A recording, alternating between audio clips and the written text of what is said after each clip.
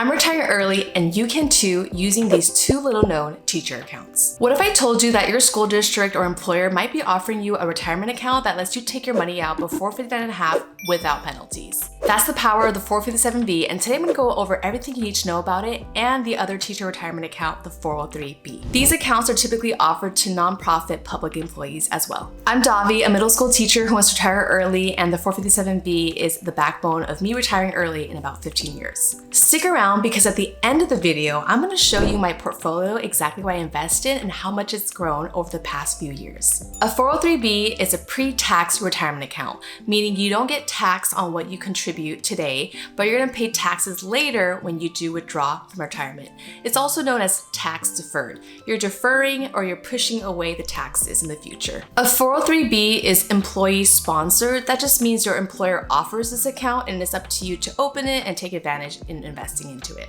In 2025, the most that you can put or contribute into your 403B is $23,500 for those who are under 50. If you're older than 50, then you have up to a $7,500 contribution catch-up limit. Now let's go over the 457B. The 457B is also a pre-tax retirement account that's employee sponsored. So let's break it down.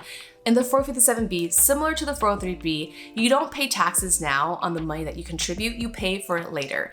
And also some school districts do offer the 457B as well. The 403B and the 457B both have the same contribution limits. You can contribute up to $23,500 in a year. But here's the biggest difference. I love the 457B and I'm actually prioritizing it over the 403B because of this thing. With a government 457B, I can take money out before I'm 59.5, penalty free, but I still have to pay taxes on it. This is a great account for those who want to retire early because you can take your money out before 59.5 without paying that 10% penalty fee. You just have to pay taxes. So this account is helping me bridge my retirement when I'm 45 until I'm 59.5 and can get money from my Roth IRA. And if you're wondering how the 457B, the 403B, and the Roth IRA work together, you can actually contribute to your 403B and your 457B at the same time because they're actually in different tax codes. And the Roth IRA is separate. It's like a private account that you can open with a brokerage account like Fidelity, Vanguard, or Charles Schwab. All right, let's go over the pros and cons of the 403B and the 457B. Let's go over the first pro of these two accounts. Both of these accounts defer your taxes, meaning you do not have to pay taxes now,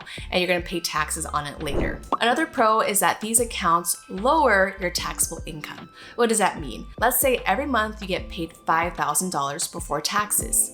Let's say you invest $500 into your 403B or your 457B account that comes directly from your paycheck.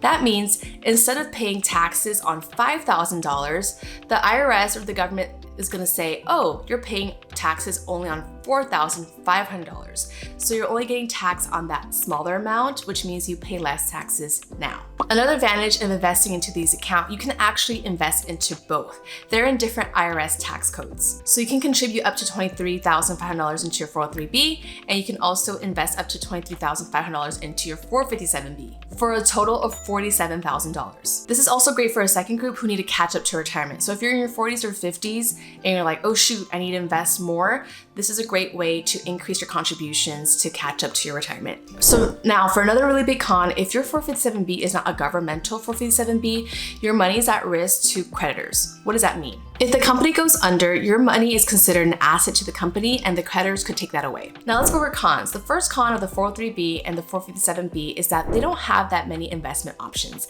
compared to a Roth IRA or a brokerage account. Because both of these accounts are employer sponsored, that means your employer chooses your vendors, and sometimes their fees are high or low, and also there's smaller options. So for me, I don't have that many options. It's just like the S&P 500, some international funds, and also some target date funds. So for me, I'm invested into the S&P 500 index fund. Because I'm young, I'm in my early 30s, I can take on more risk of having mostly stocks, and I have like 20, 30 years for my portfolio to grow. Another con of the 403B and the 457B is depending on which vendor or company you're with, they may have higher expense ratios. Some of these portfolios are actively managed. What does that mean? It means that somebody is choosing your portfolio options and your investments for you. And because a person is managing your account, they tend to increase the fees to pay them. Also, if your 457B is a non-government 457B, your retirement can be at risk to creditors. What does that mean?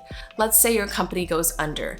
The retirement is an asset that the creditors can take back if the company doesn't do well. So just check in. I know that sounds really scary, but it might be unlikely, just double check. All right, so how do you open a 403B or a 457B? The first thing you want to do is go to your district or employer's website and see what plans they offer and which vendors they work with. If there's too many different companies, a really good tool is called 403bcompare.com. It's created by the California State Retirement System, but this tool is really great for anybody who's not in California too. You can see what vendors or companies your schools works with. You want to sign up with a company that's reputable and has low fees. For example, my school district partners with Fidelity, so I've opened a 403B with them because they're known for their low fees and more options. Once you open the account, you want to connect your employer's ID with them. Then you want to select how much money do you want to contribute every 2 weeks or every month. If your company has a match up to 2 or 4%, take the match. It's basically money that's included into your compensation package. And if you don't do this, then you're losing out on money. Next, you want to choose a low-cost index fund, such as the S&P 500 index fund, the total stock market index fund, some international funds, bonds, and look into target date funds. You want to be really careful because a lot of these 403B and 457B plans are offered by these agents who get commission off of you. So they're typically pushing expensive packages and plans that have high interest, annuities, and mutual funds that are being actively managed by a person. If your advisor is charging you 1 to 3% of your portfolio, that might seem a little bit and innocuous, but over 20 to 30 years, that can be tens of thousands or hundreds of thousands of dollars of fees that could have been for you. Please be very careful with these 403B and 457B representatives that go onto your school campus because they're not disclosing to you that they're making commission off of you or how much of a percentage that is that they're charging you and how much that can be over time. Whereas you can just open your own 403B and just choose index funds that are cheap and do it yourself. Unfortunately, other teachers and I have fallen into this trick. For me, a representative came onto my campus and I wanted to open a 403B, but she sold me on indexed universal life insurance. That was a total scam.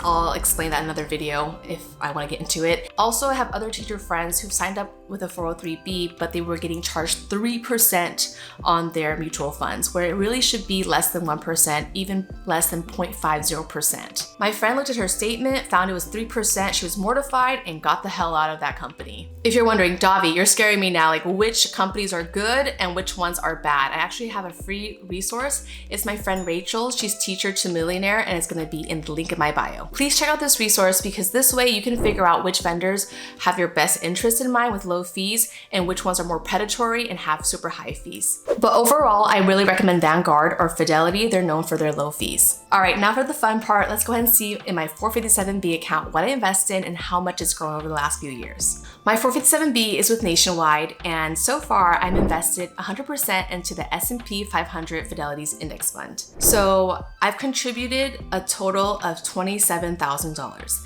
That's my principal, meaning that's the money I have put in and not including any of the growth. Currently, my portfolio is $35,185.52. So it's grown over $8,000, which is a 30% return. I try to invest about $2,000 a month for 10 paychecks. You know, as a teacher, I only get paid 10 and a half times. What does that mean? I get 10 full paychecks and a half paycheck. So the contributions or the money that goes to my 457B just gets taken out once a month for 10 months. But trust me, I know $2,000 is insane. I actually started off with like $50, then $100, then $400, and I slowly worked my way up to $1,000 and then finally $2,000. But remember, I'm trying to retire at 45, so I'm being real aggressive. But I really want to encourage you to invest a small amount now and then see how it affects your paycheck and see what you're comfortable with, and then slowly and regularly start increasing your contributions. All right, to summarize, a 403B and a 457B are both pre-tax retirement accounts, meaning you don't pay taxes on the money you contribute now, but you're gonna pay taxes on the money when you withdraw or take it out when you retire. Both of these accounts are employer sponsored, meaning the person you work for or the company you work for, they have this available to you and it's up to you to open it and contribute to it. Now the 403B, you have to be 59 and a half in order to withdraw without penalties. But the biggest difference, the 457B, which I love and prioritize prioritize, you do not have to be 59 and a half. You can actually withdraw before that age as long as you quit or sever ties with your employer, and you don't have to pay that 10% penalty fee. You just have to pay income taxes on it. If you're in the circumstances, you should and could invest in the 403b and the 457b at the same time. And lastly, number 4, always choose a low-cost index fund. For beginners, this is a really great way to diversify, invest in hundreds, if not thousands of different companies without paying a 1 to 3% price tag on it. Let me know in the comments, do you have a 403b or a 457b, and what's your retirement age? All right, that's all for now, Yacht Pack. Rooting for you always. Bye.